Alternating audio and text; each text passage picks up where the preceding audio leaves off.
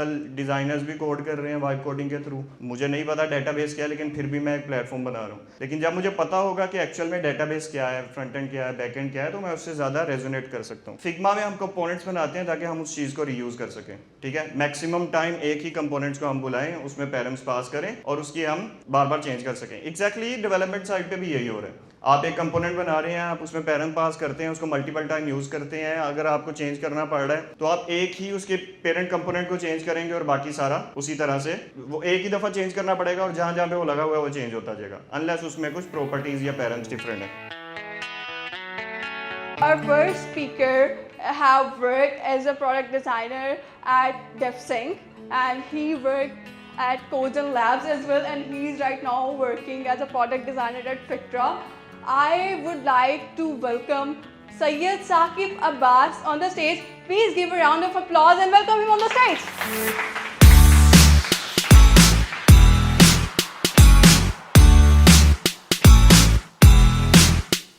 Syed Saqib Abbas. I'm currently working at Vectra. It's a UK-based e-com platform.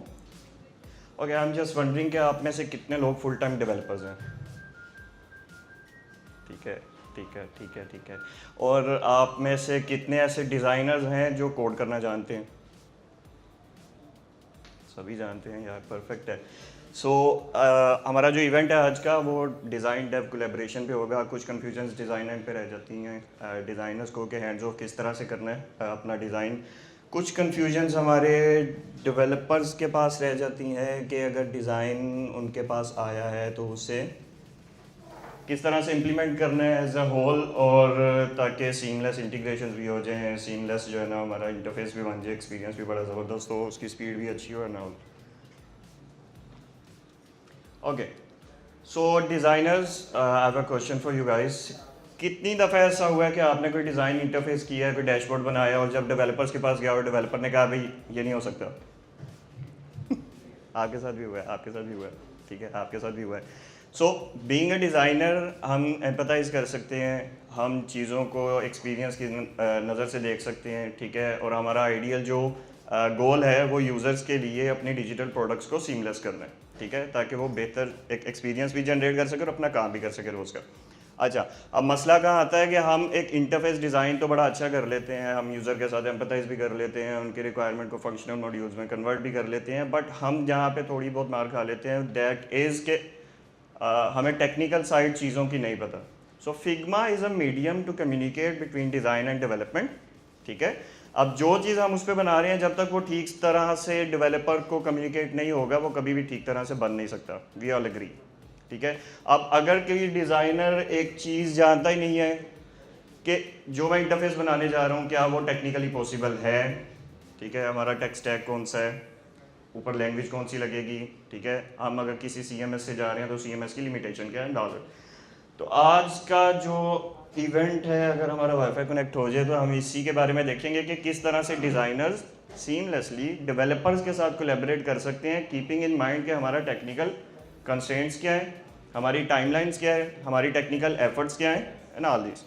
Okay, so session का नाम कुछ design और dev collaboration पे है, like pixels to perfect at being a designer. हमारी maximum interaction pixel से होती है, हम यूज़र के साथ बड़ा अच्छे से कोलैबोरेट कर सकते हैं, but when it comes to actual में टेक टीम जो डिज़ाइन को आपके एक लाइफ देगी, एक ज़िंदगी देगी, और वो एक्चुअल में किसी ऐप स्टोर में या किसी ब्राउज़र पे आप इंटरेक्ट कर पाएंगे, और बीच में जो गैप क्या रह जाता है बीइंग अ डिज़ाइनर, वो आज हम डिस्कस करेंगे।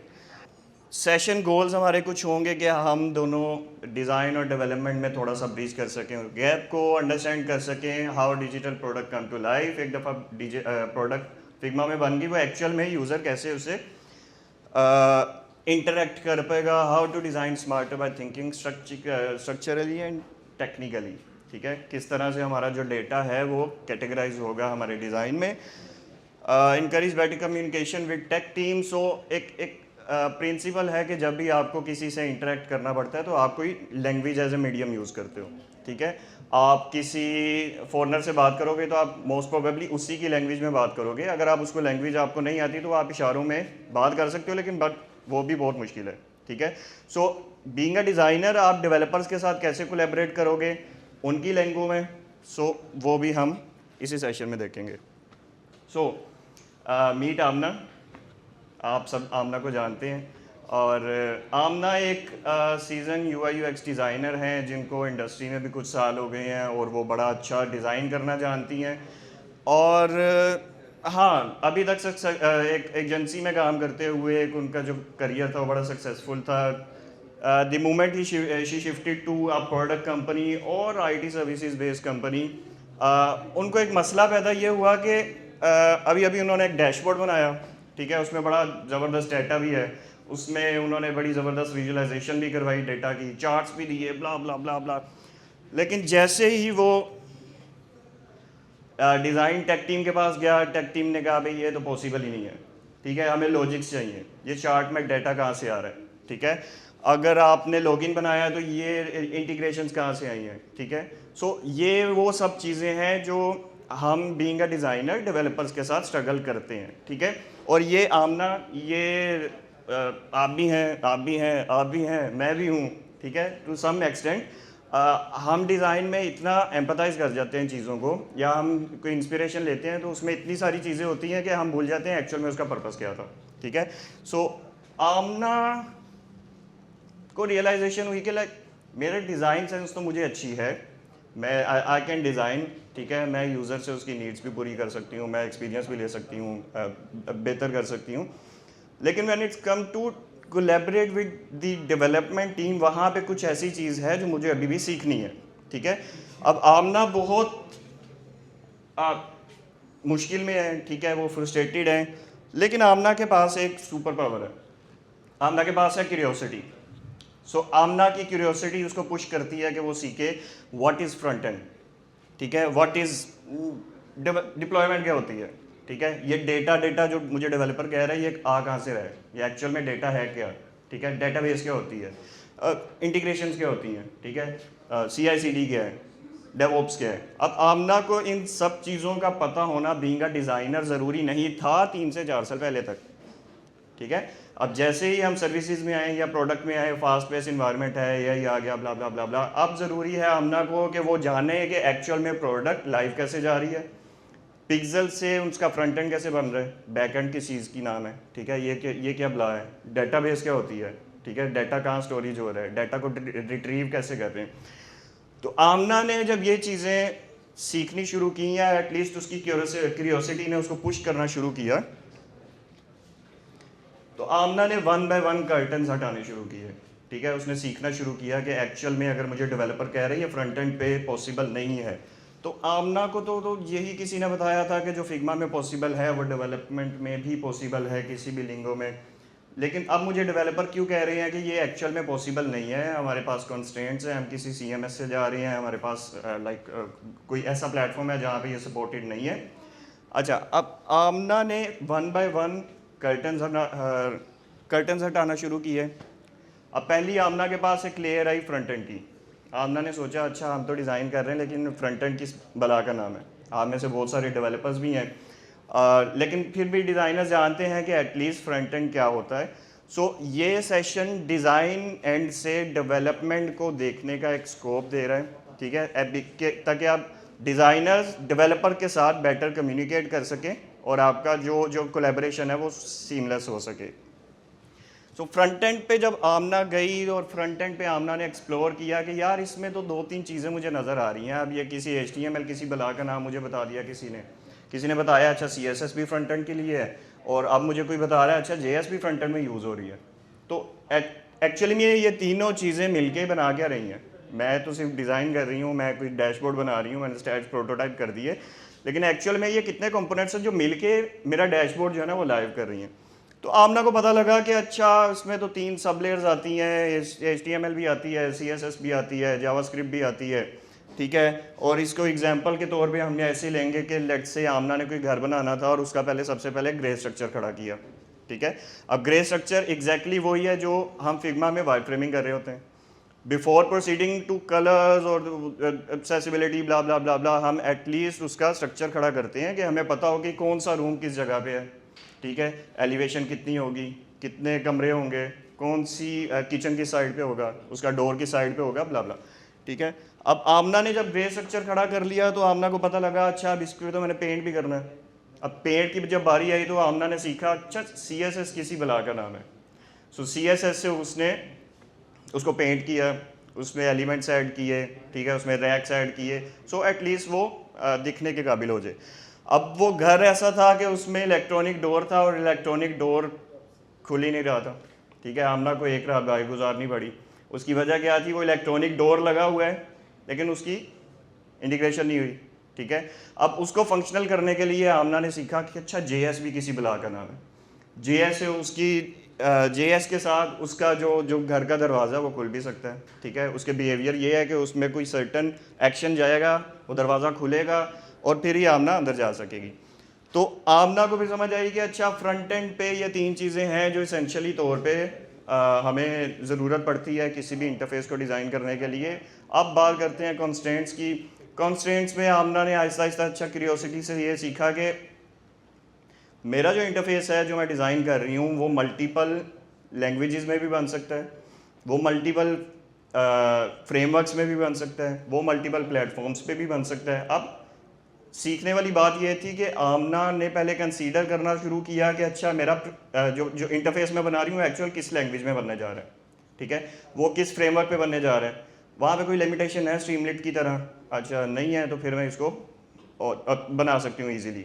मैं शॉपिफाई के साथ जा रही हूँ और वहाँ पे चेकआउट जो है ना वो अपना उसका नेटिव मिल जाता है। क्या मुझे बनाने की ज़रूरत है? नहीं, मुझे भी बनाने की ज़रूरत। तो आमना ने अपना टाइम भी रिड्यूस किया, डिज़ाइन एफिशिएंसी भी रिड्यूस की और डेवलपर्स के साथ कोलैबोरेशन वो भी सीमलेस होगी। सो फर्स्ट लेयर आमना ने क्रैक कर ली। अब सेकंड लेयर आमना को पता लगी अच्छा अब फ्रंट एंड में कुछ लैंग्वेजेस हैं, इनमें से मोस्ट ऑफ डिज़ाइनर्स को पता भी होंगी। फ्रेमवर्क्स हैं, अब फ्रेमवर्क्स भी वही चीज़ हैं जो लैंग्वेजेस हैं, लेकिन हाँ आपको एटलीस्ट स्टार्ट करने के लिए एक पुश मिल जाता है कि अच्छा मुझे लॉगिन बनाना है या मुझे अपनी ग्रिड सेट करनी है तो मुझे CSS में जाके उसको मैनुअली HTML में उसको ग्रिड सेट करनी पड़ेगी। लेकिन फ्रेमवर्क ने मुझे एक छोटा सा टैग दिया और उसकी जो है ना वो ग्रिड सेट हो गई। सो इसी तरह से हमारे पास HTML है, CSS है, रिएक्ट है, आजकल बड़ी फेमस है, रिएक्ट नेटिव आ जाती है मोबाइल में, JS है, TS है, ब्ला ब्ला ब्ला। अच्छा अब ये सीखने की ज़रूरत बीइंग अ डिज़ाइनर नहीं है, लेकिन आपको एटलीस्ट पता होना चाहिए कि मैं अगर किसी फ्रेमवर्क में काम कर रहा हूँ या मेरा डेवलपर अगर किसी फ्रेमवर्क में जा रहा है तो क्या ऐसा हो सकता है कि मैं डेवलपमेंट की कॉस्ट कम कर सकूँ, ठीक है। क्या ऐसा पॉसिबल है कि मैं कोई ऐसा इंटरफेस बनाऊँ जो आगे जाके पिट ना जाए, ठीक है। सो ये आमना की जो फर्स्ट लेयर थी वो हो गई डन। अब आमना ने सुना अच्छा फ्रंट एंड तो मैंने कर लिया, बैक एंड नाम की भी कोई बला होती है, ठीक है। अब बैक एंड अच्छा मैंने जब अपना स्टार्ट किया बिल्कुल अपने करियर का 5 साल पहले, तो मुझे मेरे दोस्त ने बताया कि यार मैं एक डेवलपर हूँ, फ्रंट एंड डेवलपर हूँ। अब मुझे उस टाइम पे सिर्फ ये पता था कि अच्छा फ्रंट एंड डेवलपर वेबसाइट्स बनाता है, कोड करता है और दैट्स ऑल, और वो लाइव हो जाती है।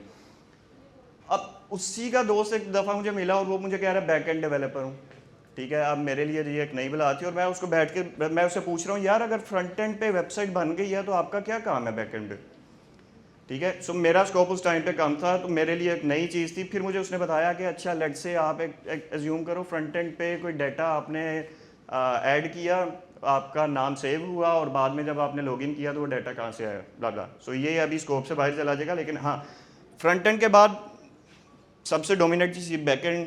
बैकएंड की एग्जांपल आमना को मिली कि यार एक कार है, बड़ी स्मूथ चल रही है, बहुत ज़बरदस्त चल रही है, फ्यूल एफिशिएंसी बड़ी ज़बरदस्त है उसकी, लेकिन कार एक्चुअल में चल कैसे रही है, कोई धक्का नहीं दे रहा, कोई स्लोप पे नहीं है, उसका इंजन रन हो रहा है, ठीक है। वो इंजन वो पेट्रोल उसमें जाता है, इंजन रन होता है, पिस्टन उस पर वो प्रेशर अप्लाई करते हैं, वो प्रेशर जब रिलीज़ होता है वो चेन घूमती है, गरारियाँ घूमती हैं और बाद में पहिया चलने लग जाता है, टायर उसका रन होने लग जाता है। तो दैट इज़ समथिंग बैकएंड, जहाँ से आपका डाटा, जहाँ से लॉजिक हैंडल्स हो रही हैं, जहाँ पे एक्चुअल में आपका डाटा जाएगा। लेट्स से आपने एक पासवर्ड सेट किया, आई एम द एडमिन, ठीक है, या I am the super hero, और दूसरी बार जब आप वापस आए और आपने पासवर्ड लगाने की कोशिश की और आपने ए कैपिटल कर दिया, ठीक है। सो अब डाटा क्या होगा, वो बैकएंड पे सेव है, वो उसकी एक चेक लेगा, आपने पासवर्ड जो डाला है वो उसके ऊपर रख के देखेगा कि क्या ये वाकई डाटा सेम है या नहीं है, अगर नहीं है तो आपको एरर स्टेट दिखा देगा, ब्ला ब्ला, वो हमें सब पता है, ठीक है। अच्छा, process form, submission, task to database, run calculations. अच्छा, अब आमना को पता लगा ये सारी लॉजिक्स जो है ना वो बैकएंड पे परफॉर्म हो रही हैं, तभी फ्रंट एंड पे डेटा आ रहा है। ठीक है, अब ये डेटा भी एक नया उसके लिए वर्ड आ गया कि एक्चुअल में अच्छा डेटा के बाद डेटाबेस भी होती है। ठीक है, डेटा बैकएंड डेटा के ऊपर ही चीज़ें परफॉर्म करेगा तभी फ्रंट एंड पे आएगा। अच्छा, अब आपने को पता लगा मेरे सोल्यूशन में जो मैंने डैशबोर्ड बनाया था वहाँ पे एक मैंने स्पेसिफिक चार्ट रखा था नंबर ऑफ कैट्स इन लाहौर, लेकिन हमारे पास हमारा पेट्स का हमारा एक स्टोर है लेकिन उसमें अभी तक कैट्स की कैटेगरी आई नहीं है। तो जब मैंने वहाँ पे एक चार्ट रख दिया नंबर ऑफ कैट्स, और डेवलपर ने जब चेक किया कि हमारी डेटाबेस में कैट की कोई कॉलम है या कैटेगरी है, तो हम उसको पता लगा कि नहीं यार कैट्स तो है नहीं है। तो वहाँ पे आमना का डिज़ाइन फेल हो गया क्योंकि हमारे डेटा में कैट्स है ही नहीं है, और मैं अगर वहाँ पे शो करवा दूँ कि लाहौर में कितनी कैट्स हैं तो वो डाटा कभी शो ही नहीं करवाएगा, तो आपका डिज़ाइन वहाँ पे फेल हो जाएगा। ठीक है, इसी तरह इसकी भी कुछ लैंग्वेजेस हैं, कुछ फ्रेमवर्क्स हैं, नोड, पाइथन, पीएचपी, ब्ला ब्ला ब्ला, और उसके साथ फ्रेम्स आ जाते हैं, रेल्स। अच्छा, अभी इन सब की कोई ना कोई लिमिटेशन है, ये सब एक दूसरे से मिलके काम करते हैं। ठीक है, एक्सप्रेस जेएस, नेस्ट, ये फ्रेमवर्क्स में आगे गो, पीएचपी, डॉट नेट, इन सब के साइंटैक्स भी चेंज हैं, इनकी इन्वायरमेंट भी चेंज है, काम करने का तरीका भी चेंज है। फॉर एग्जांपल अगर हम फ्रंट एंड में जाएं तो फिग्मा में हम कंपोनेंट्स बनाते हैं ताकि हम उस चीज़ को रीयूज़ कर सकें। ठीक है, मैक्सिमम टाइम एक ही कंपोनेंट्स को हम बुलाएं, उसमें पैरम्स पास करें और उसकी हम बार बार चेंज कर सकें। एग्जैक्टली डेवलपमेंट साइड पे भी यही हो रहा है। आप एक कंपोनेंट बना रहे हैं, आप उसमें पैरम पास करते हैं, उसको मल्टीपल टाइम यूज़ करते हैं। अगर आपको चेंज करना पड़ रहा है तो आप एक ही उसके पेरेंट कंपोनेंट को चेंज करेंगे और बाकी सारा उसी तरह से वो एक ही दफ़ा चेंज करना पड़ेगा, और जहाँ जहाँ पे वो लगा हुआ है वो चेंज होता जाएगा, अनलेस उसमें कुछ प्रॉपर्टीज़ या पैरम्स डिफरेंट है। अब आमना ने जब डेटा का नाम सुना कि बैकएंड जो है ना वो डेटा के साथ कोई काम कर रहा है, तो डेटाबेस अब एक नई चीज़ उसके लिए निकली कि एक्चुअल में डेटा हम ऐड कैसे कर रहे हैं, एक्चुअल में डेटा आ कहाँ से रहा है, हमने कब डाटा दिया, और डेटा पे जो है ना वो काम का बैकएंड ने काम कैसे किया और फ्रंट एंड ने शो कैसे किया। So database is nothing just a warehouse जहाँ पे आपने कैबिनेट्स फिल करके रखी हुई हैं अपनी स्टोर किया हुआ है डाटा। ठीक है, यानी कैबिनेट्स मैंने स्टोर की हैं, मैंने मेरा जो पहला कॉलम है इसमें या कैबिनेट में मैंने रखी हुई है अपनी बाइसिकल की चीज़ें। ठीक है, अब दूसरा कॉलम है मेरे पास, उसमें मैंने रखी हुई है अपनी मोटर बाइक की चीज़ें। तीसरे कॉलम में मैंने अपने मोबाइल की चीज़ें रखी हुई हैं। तो जब मुझे ज़रूरत पड़ेगी मैं अपने वेयर हाउस में जाऊँगा, मुझे ढूंढना नहीं पड़ेगा, मुझे पता है मेरे पहले कॉलम में मेरी बाइक की चीज़ें हैं और मैं जाके वो उठा लूँगा। ठीक है, अब उस पर काम करूँगा, वही इंजन वाली बात आ गई कि डाटा आएगा वेयर हाउस से, उस पर काम होगा बैकएंड इंजन में, और फिर फ्रंट एंड पे हम शो करेंगे कार बड़ी स्मूथ चल रही है। सही है। सो आमना ने पता किया कि अच्छा ये अब स्टेप्स हैं, मुझे फ्रंट एंड को भी देखना पड़ेगा, मुझे बैक एंड पे भी ध्यान देना पड़ेगा, और उसके साथ डेटा कहाँ से आ रहा है मुझे वो भी इन सब में एडजस्ट करना पड़ेगा, तभी मैं कोई बेटर इंटरफेस बना सकती हूँ। अच्छा, अब डेटा हमारे पास स्टोर है, हमारे पास बैक एंड पे काम भी चल रहा है। अब डेटा से डेटाबेस से डेटा हम कैसे शो करवाएंगे अपने फ्रंट एंड पे, वहाँ पे आ जाती हैं API विच इज़ API। और प्रोबेबली API का वर्ड आप जब किसी भी टेक टीम के साथ काम करेंगे आप बहुत सुनेंगे। ठीक है, यहाँ पे वो वाली API लगेगी, जेसन आएगी, इसको हम सेट करवा देंगे। इस API में ये डाटा नहीं है इसलिए यहाँ पे ये डाटा हम शो नहीं करवा सकते, डिज़ाइन पिट गया। ठीक है, हम क्लाइंट से बात कर लेंगे, फुला अगर प्लेटफॉर्म में इंटीग्रेशन है उनकी API होगी तो हम कनेक्ट कर पाएंगे, अदरवाइज हमें कस्टम जाना पड़ेगा। तो API का नाम आप बहुत जो है ना बैक एंड फोर्थ सुनते रहेंगे। सो API है क्या?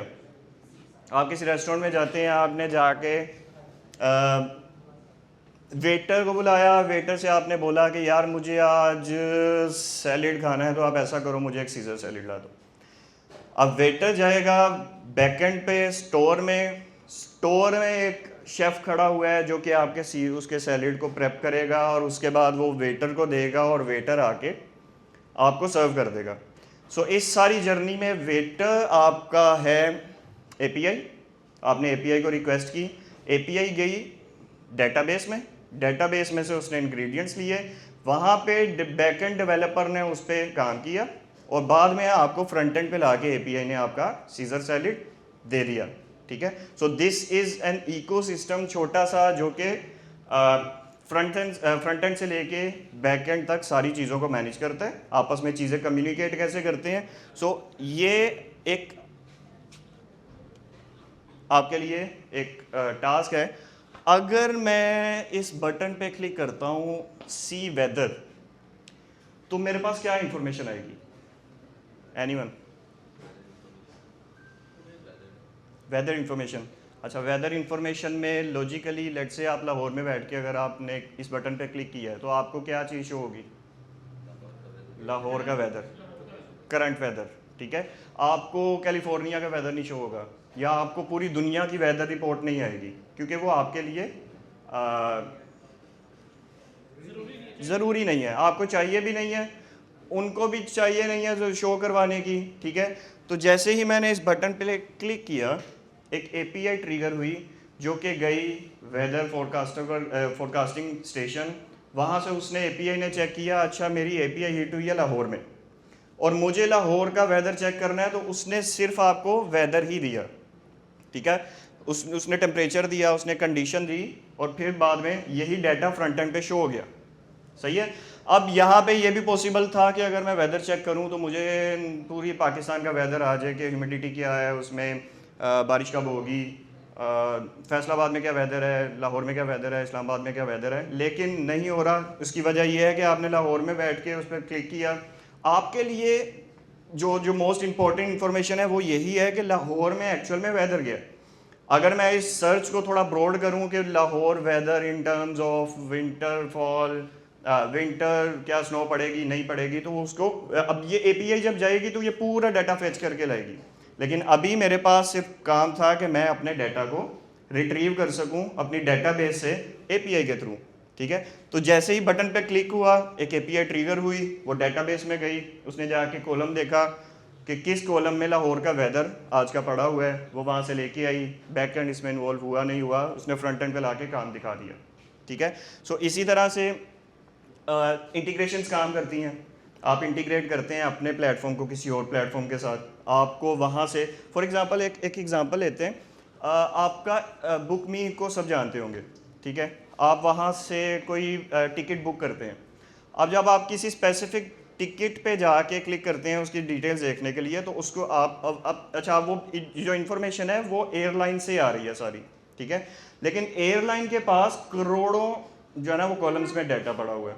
लेकिन जब आप बुक पे क्लिक करते हैं या डिटेल्स पे क्लिक करते हैं, तो आपके पास सिर्फ उसका टाइम, उसकी प्राइस, उसकी लोकेशन, कहाँ से उड़ेगी, कहाँ पे जाएगी फ़्लाइट, और बीच में स्टॉप्स कितने होंगे, सिर्फ ये 3-4 इन्फॉर्मेशन आपको मिलती हैं। लेकिन एयरलाइन के पास डाटा पड़ा हुआ है टन्स में, लेकिन वो डाटा आपके लिए इरेलीवेंट है सारा। आपको सिर्फ इन्फॉर्मेशन की ज़रूरत है कि आपने कब जाना है, कहाँ से जाना है, और यही इन्फॉर्मेशन। अब एपीआई भी बिल्कुल यही काम करती है।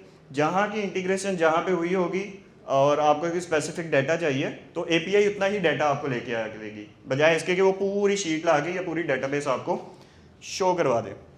अच्छा, फ्रंट एंड पे हमने काम कर लिया, हमने बैक एंड पे काम कर लिया, हमने डेटाबेस के साथ खेल लिया, हमने एपीआई से डाटा रिट्रीव कर लिया। अब हमारा बन चुका है सारा, एक प्रोडक्ट बन चुकी है जो हमने पहले डिज़ाइन किया आमना ने, उसके बाद हमने डेवलप किया। अब डेवलप के बाद आमना के पास आमना इज़ क्यूरियस के लाइक यार ये मेरी मशीन में तो चल रहा है, ठीक है, या मेरे डेवलपर की मशीन में तो चल रहा है। अब मैं इसका अगर लिंक कॉपी करूं और मैं अपने अमेरिका वाले फूफा जी को भेजूं, तो क्या वो चल पाएगा? वो नहीं चल पाएगा। क्यों? क्योंकि अभी वो इन्वायरमेंट आमना के या डेवलपर के अपने लैपटॉप में है, लोकल होस्ट पे चल रहा है, या वो किसी स्टेजिंग पे चल रहा है, या वो प्री पोड पे चल रहा है। अब आमना इज़ क्यूरियस कि ये लाइव कैसे जाएगा। अब लाइव जब जाएगा, वहाँ पे एक इकोसिस्टम, जो आईटी का इकोसिस्टम है, उसमें एक ये भाई साहब भी होते हैं। डिप्लॉयमेंट बड़ी कंपनीज़ में डिप्लॉयमेंट के लिए आपको एक बंदा अलग से दिया जाता है। छोटी कंपनी में सारों को मोर और लेस सारा काम खुद ही करना पड़ता है। अच्छा, डिप्लॉयमेंट की जब बारी आई तो आमना ने सीखा, अच्छा डिप्लॉयमेंट इज़ समथिंग कि आपने सारी चीज़ बना ली, अपनी प्रोडक्ट अपनी सेट कर ली, लेकिन अब जब तक मैं अगर वो प्रोडक्ट अपने रैक्स में नहीं लगाऊंगी, मैं अपनी शॉप में नहीं लगाऊंगी, जब तक मैं वो प्रोडक्ट शो नहीं करूंगी, कोई परचेज़ नहीं कर सकता, ठीक है। एक यूनिवर्सल चीज़ है मेरी प्रोडक्ट। हाँ, कितनी ही ज़बरदस्त हो, जब तक वो स्टोरेज में पड़ी रहेगी, कोई उसको परचेज़ नहीं कर सकता, ठीक है। तो मुझे अपनी प्रोडक्ट्स को शो करना पड़ेगा इंटरनेट पे, मुझे अपनी प्रोडक्ट्स को शो करना पड़ेगा अपने रैक्स में, अपने अपने ब्रांड में, अपनी शॉप में, तभी कोई गुजरता हुआ देखेगा या वो सर्च करके आएगा, तभी मैं अपनी प्रोडक्ट को सेल करवा सकती हूँ। तो डिप्लॉयमेंट की जब बारी आई तो आमना को पता लगा अच्छा डेवऑप्स भी कोई चीज़ है, ठीक है। आपने लोकल पे सारे जो है ना इन्वायरमेंट बना लिया, आपकी सारी इंटीग्रेशन चल रही है परफेक्ट, लेकिन अब ये लाइव कैसे जाएगा, लाइव इन टर्म्स ऑफ किस ब्राउज़र पे चलेगा, किस प्ले स्टोर में चलेगा, ऐप स्टोर में चलेगा, ठीक है। वहाँ पे आमना को पता लगा अच्छा ये भाई साहब जो है ना ये चीज़ों को लाइव करते हैं। अब लाइव आपने कहाँ करना है, आपको ऑनलाइन ही वो डेटाबेस हमने पहले पढ़ी थी, आपको ऑनलाइन एक जगह मिलेगी, स्पेस मिलेगी जिसको होस्टिंग भी कहते हैं, ठीक है। और होस्टिंग के कुछ प्लेटफॉर्म्स हैं like AWS, Vercel, नेटलीफाई, Firebase, cPanel, ठीक है। मोरलेस डेवलपर्स सब इससे वाकिफ़ होंगे। अच्छा, अब आमना के लिए ये चीज़ सीखने वाली है कि मेरी अगर प्रोडक्ट बन गई है तो वह कहाँ पे होस्ट हो रही है, ठीक है। होस्टिंग की स्पीड क्या होगी, क्या वो होस्टिंग की स्पीड मेरी जो प्रोडक्ट की एक्सपीरियंस है उससे क्लैश करेगी, ठीक है। क्या वो होस्टिंग की स्पीड मेरे एक्सपीरियंस को थोड़ा सा उस पर मसला करेगी।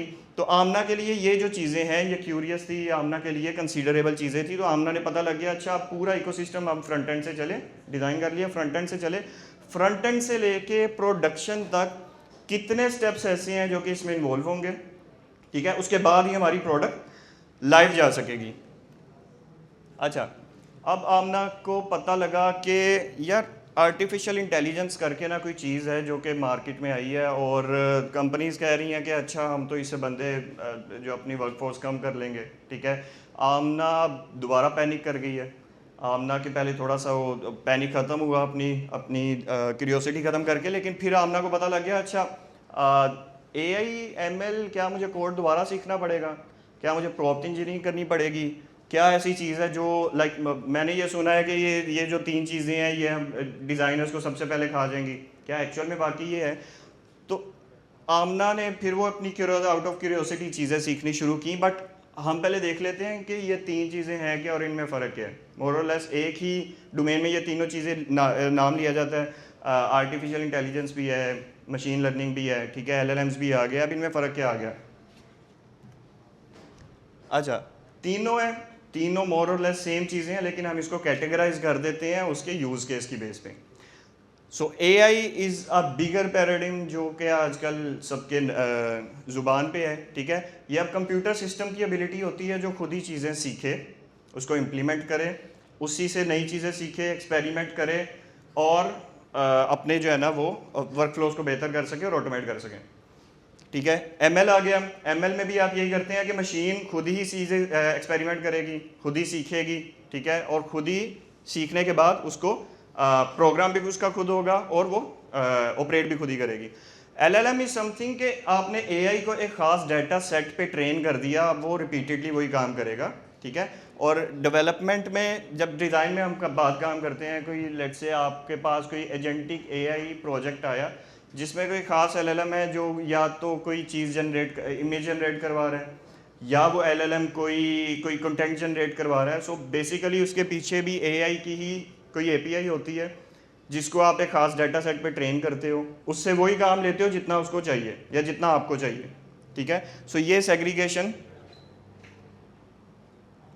हमने ही बनाई है। सो स्पाई ग्लासेस फॉर डिज़ाइनर्स के किस तरह से हम बेटर कोलैबोरेट कर सकते हैं डेवलपर्स के साथ। अच्छा, डेवलपर्स हमेशा लॉजिकली चलते हैं, उनको लॉजिक्स में उनको एम्पैथी होना हो, लेकिन उनको लॉजिक सबसे प्यारा है, ठीक है। लॉजिकली कोई आप चीज़ क्रिएट करेंगे तो उसका उनको लॉजिक पूरा करना है कि अच्छा कोई चीज़ अगर डिलीट हुई है या कोई ऑथेंटिकेशन पूरी नहीं आ रही तो मुझे कोई एरर स्टेट फेंकनी है, ठीक है, कोई एरर स्टेट दिखानी है।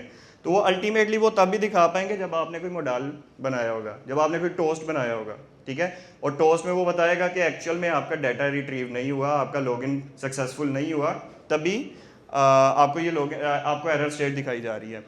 Know the limitations of tech stack. For example मैं अगर किसी बबल में काम कर रहा हूँ, मैं किसी स्क्वेयरस्पेस में काम कर रहा हूँ, मेरी जो वेबसाइट है वो इतनी मॉडर्न लाइक मैंने बहुत सारी ऐसी जो एलिमेंट्स डाल दिए इंस्पिरेशन लेके जो पॉसिबल ही नहीं है।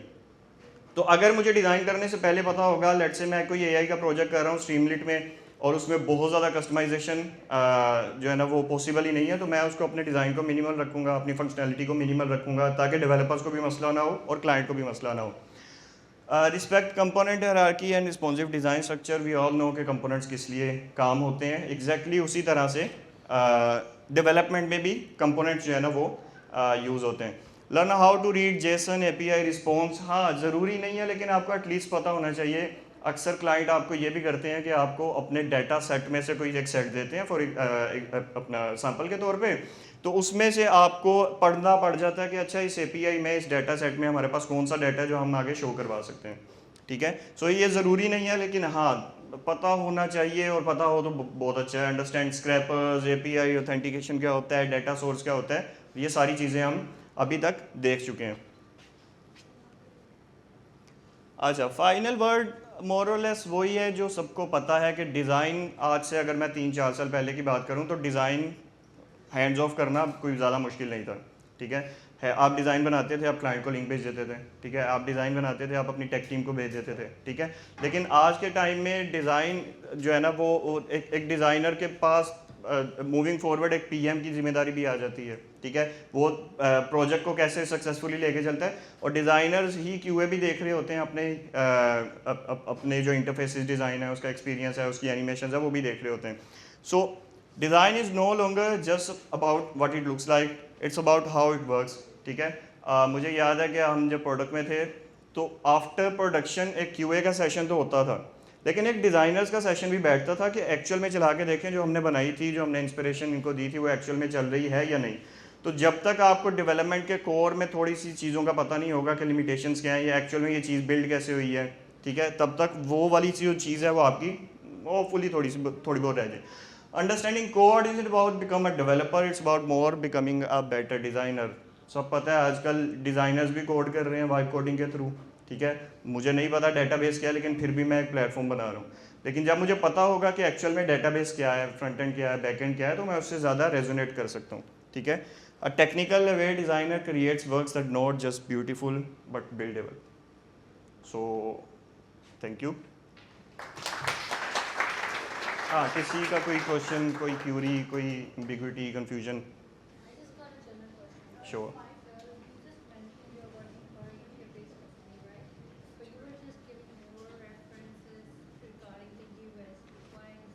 US.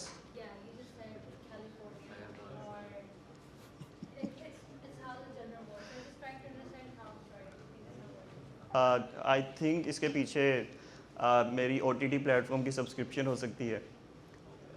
लाइक मैं बहुत ज़्यादा सीजन्स देख रहा हूँ, ठीक है। सो ये फिल्मदी है, ये कोई स्पेसिफिक चीज़ नहीं है। There's actually a better answer.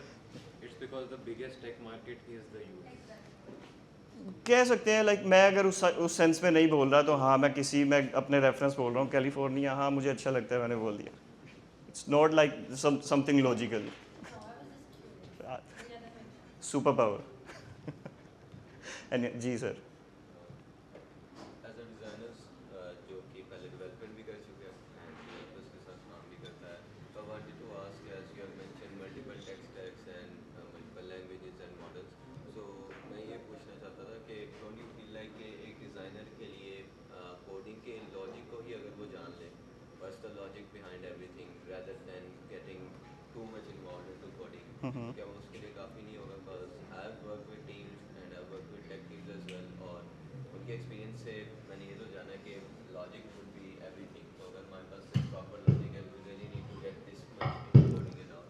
अब आपने बात की, आप डेवलपमेंट भी जानते हैं, पीछे आपने की हुई है, ठीक है। So being a development background से, ठीक है, अगर आपने कुछ डेवलपमेंट आपको पता है तो आप ये बात कर सकते हैं, ठीक है, कि मेरे लिए, मैं बीइंग अ डिज़ाइनर, अगर मुझे डेवलपमेंट आती है या मुझे डेवलपर्स के साथ कोलैबोरेट करना है तो मैं लॉजिक ही क्यों ना सीखूं, ठीक है। तो आई नो सम डिज़ाइनर्स जो कि IT बैकग्राउंड से भी नहीं है, जिनको एक्चुअल में हेलो वर्ल्ड भी लिखना नहीं आता कभी, ठीक है, और कभी उन्होंने देखा भी नहीं है। उनको नहीं पता कि कोड एडिटर्स क्या होते हैं, उनको नहीं पता एक्चुअल में कि चीज़ें काम कैसे करती हैं। तो उस पर्सन के लिए पूरा लॉजिक सीखना इज़ अ थिंग, और एक्चुअल में थोड़ा सा इकोसिस्टम सीख लेना वो इजी रहेगा आपको। हाँ, मेरा अगर टेक्निकल बैकग्राउंड है, मैं भी पहले डेवलपर था आपकी तरह, मेरे लिए कहना आसान है कि हाँ यार मैं इस चीज़ के पीछे लॉजिक क्यों ना सीखूं कि ये डाटा रिट्रीव हो के इसके ऊपर कैलकुलेशन क्या होगी, ब्ला ब्ला ब्ला, और एंड पे फ्रंट एंड पे क्या करवाएंगे। लेकिन एक ऐसा डिज़ाइनर जिसने कभी कोड एडिटर ओपन भी करके नहीं देखा, उसके लिए लॉजिक सीखना वो पूरा माउंट एवरेस्ट होगा। बट हाँ, it's a good thing, logical reasoning के साथ आप डिज़ाइन को भी अपने जस्टिफाई कर सकते हैं और डिफेंड कर सकते हैं। Anyone else? Sure, perfect. So this is my case. Thank you.